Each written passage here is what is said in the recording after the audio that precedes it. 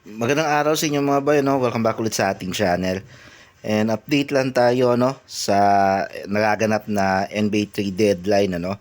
So, alamin natin ngayon yung mga nangyaring trade kani-kanina lang.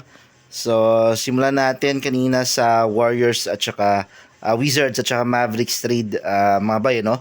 So, nagkaroon ng trade yung dalawang team na to kung saan pinakawala na ng Dallas Mavericks itong si Anthony Davis kasama sina D'Angelo Russell, Jaden Hardy at Dante Exum papunta sa Washington Wizards mga bayan, no?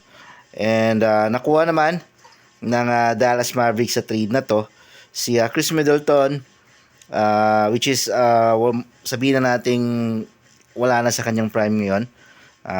Since nasa 34 years old na itong si Chris Middleton, AJ Johnson, Malaki Branham, and yung former top 2 pick na si Marvin Bagley III.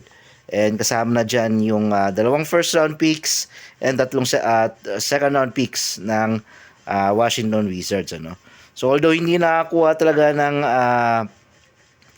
malakas na player or all-star player caliber, hindi na natin masasabi na all-star pa itong si Chris Middleton kasi past na siya ng prime niya.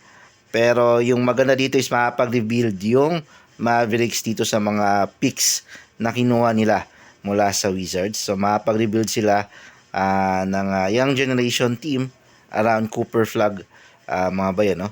And posibleng sunod napakawala ng Dallas Mavericks is itong si Kyrie Irving.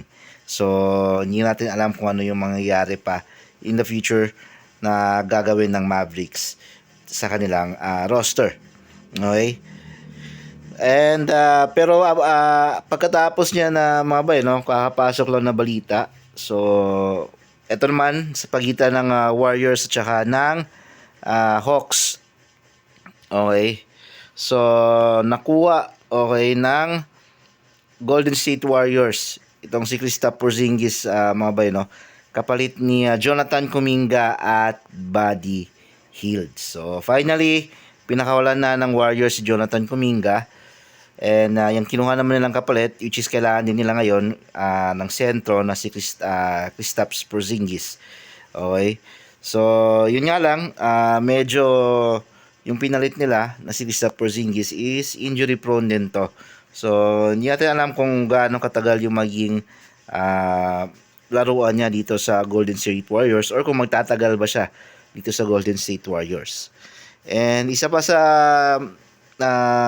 malabo na mangyari dito sa ginawang move ng Warriors, mga bay, no, is hindi na nila makukuha pa itong si Giannis Antetokounmpo, which is yun talaga yung number 1 target sana ng Golden State Warriors ngayong trade deadline, no. Pero ang nangyari kasi is tinanggihan ng Milwaukee Bucks yung offer ng Golden State Warriors, mga bay, no, kung saan kasama sana si Draymond Green doon sa package na yon para makuha si Giannis Antetokounmpo, pero tinanggihan nila yung offer ng Milwaukee Bucks, rather yung offer ng Golden State Warriors kasama si Draymond Green, kasi mukhang ayaw nilang kunin yung matandang Draymond Green na compare kay sa malaking pakakawalan ng Bucks sa si Giannis Antetokounmpo.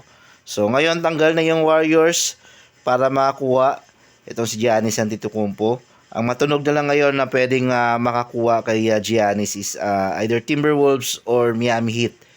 So less than 12 hours na lang yung remaining sa deadline. And malamang mamaya-maya magkakaroon na ng balita regarding dito kay Giannis Antetokounmpo kung saan nga ba siya matitrade na team. Okay, so yan yung abangan natin mamaya, mga bay. So yun lang yung update natin, mga bay, no. Maraming salamat sa panonood.